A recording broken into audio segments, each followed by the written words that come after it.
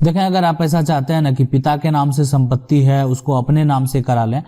तो पिता अगर जीवित हैं, ठीक है, पिता के नाम से आपकी संपत्ति तो है ही, तो पिता जीवित हैं या पिता मान लेते हैं जीवित नहीं है,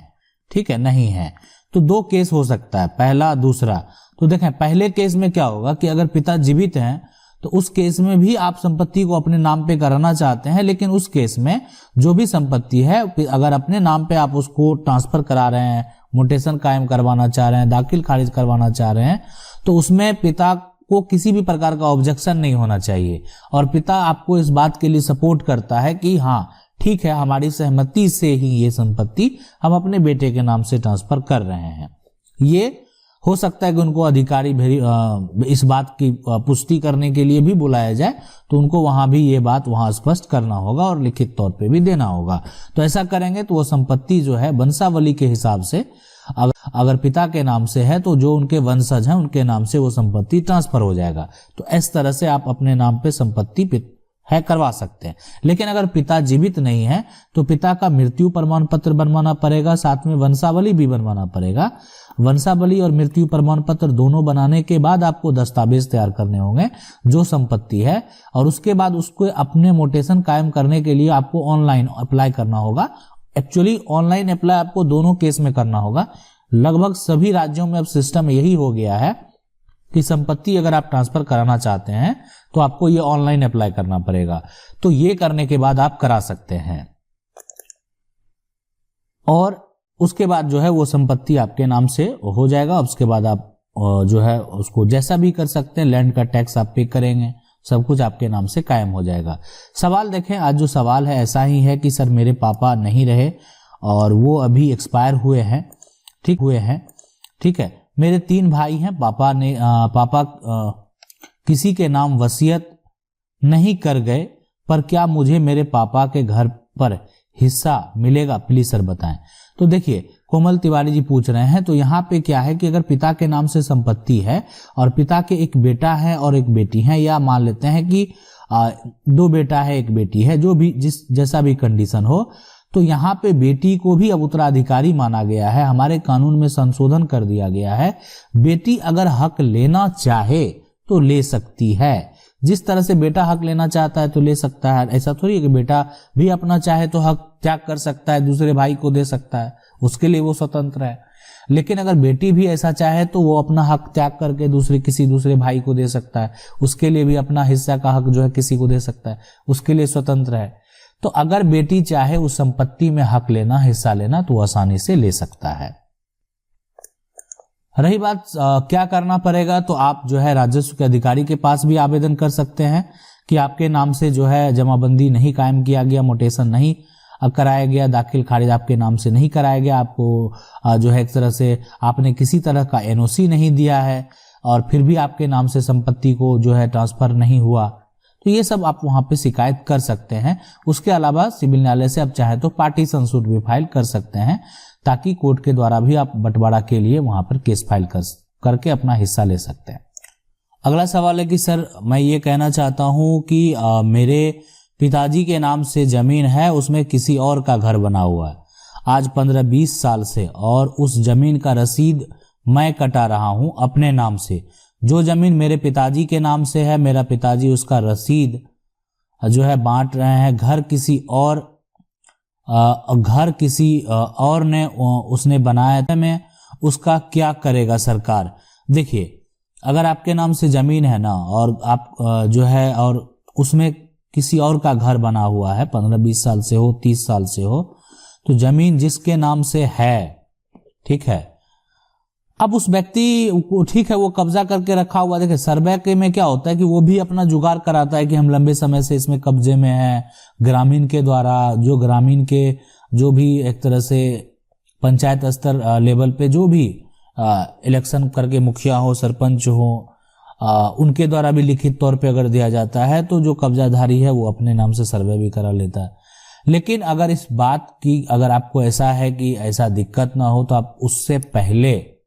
आपको इस तरह का आभास हो तो आप न्यायालय में केस फाइल कर दें, उसमें उसके बाद जो है उसका सर्वे कराने का नियम नहीं है, ठीक है, अगर कर भी दिया जो सर्वे अधिकारी है तो भी उससे पहले वो केस फाइल हो गया है तो वो सर्वे भी टूट सकता है। ठीक है, तो आपके नाम से संपत्ति है, पूरा मालिकाना आप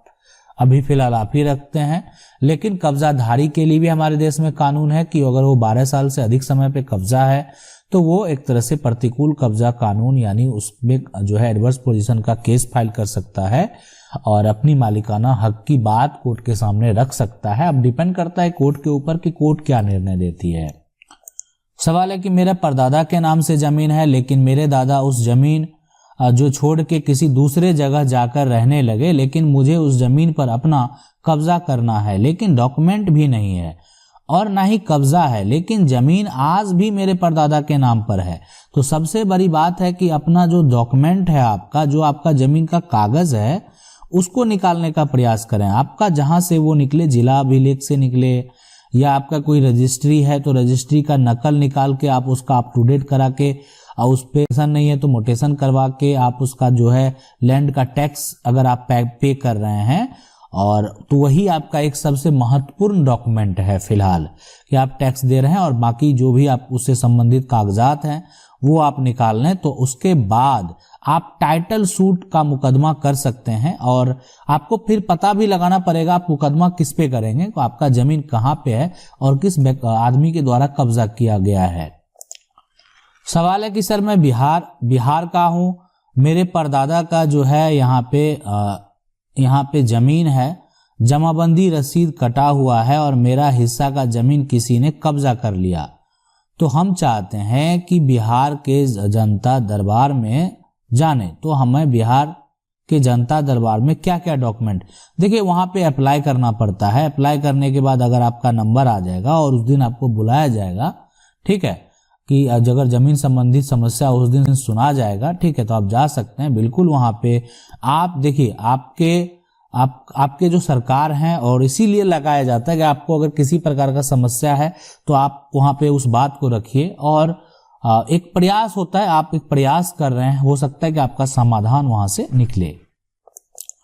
सवाल है कि सर प्रॉपर्टी में दादा की सेल्फ एक्वायर प्रॉपर्टी है, मेरे दादाजी डेथ हो गई है, तो क्या मेरी दादी मेरे दादा की संपत्ति मेरे चाचा को दे सकती है? तो यहाँ पे एक ये चीज अगर देखा जाए कि सेल्फ एक्वायर अगर प्रॉपर्टी है तो दादी के बाद जो उसके एक तरह से राइट रखते हैं, ठीक है, दादा की अब तो दादा वाली बात हो गई, ठीक है, और उनकी सेल्फ एक्वायर प्रॉपर्टी भी है और दादी जीवित भी है, तो दादी का भी वहां पे होता है कि जैसे किसी को नॉमिनी बना दिया गया संपत्ति में, तो ऐसा किसी प्रकार का दस्तावेज है तो फिर दे सकती है। अगर इस प्रकार से नहीं है तो एक तरह से वहां पे भी जो पोते हैं उनका भी उस संपत्ति में जो है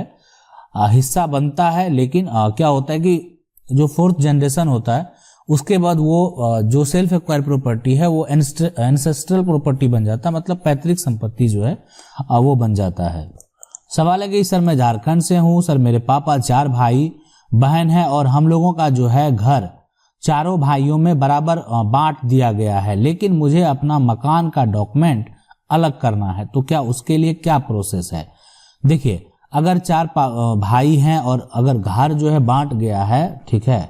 लेकिन अगर आपको मकान का डॉक्यूमेंट अलग करना है तो सबसे पहले आपका जो भी शेयर बनता है उस मकान में, जैसे भी आप बांटे हैं उससे संबंधित आपको कागज तैयार करना है। कागज तैयार करने के बाद आपको जितने भी और भाई हैं उसमें नो ऑब्जेक्शन चाहिए और उसको आप अपने कागज को आपका जो हिस्सा है उसको ऑनलाइन अप्लाई करेंगे, ठीक है। अगर आप झारखंड से हैं, जो झारखंड का पोर्टल है और उस पोर्टल पे जाके आप ऑनलाइन दाखिल खारिज के लिए अप्लाई करेंगे, या हो सकता है कि आपका ऑफलाइन सुविधा हो तो ऑफलाइन अप्लाई करेंगे। उसके बाद जो है यानी जब आपका नंबर आएगा तो उसके बाद वो संपत्ति को वेरीफाई किया जाएगा, एनओसी उसका देखा जाएगा। हो सकता है कि कुछ भाई हैं उनको बुलाया भी जाए और उसके बाद वो जो है आपके नाम से ट्रांसफर हो जाएगा। सवाल है कि सर हम जो है मत के जो मकान में 50 साल से रह रहे हैं और अब मत का जो महन जमीन का साथ जो है भूमाफिया कर दिया है, तो आप देखिए प्रतिकूल कब्जा के लिए सिविल न्यायालय में कर दीजिए अगर ऐसा समस्या आपको लग रहा है। और 50 साल मायने रखता है, 50 साल से अगर आप उस पर रह रहे हैं तो इतना आसान नहीं होता है कि उसको हटा देना वहां से। तो आप जो है यानी वहां पे कोर्ट में जाके प्रतिकूल कब्जा यानी एडवर्स पोजीशन का केस फाइल करें कि हम लंबे समय से इस घर में रह रहे हैं, कब्जे में हैं और आज आपके साथ ये किया जा रहा है,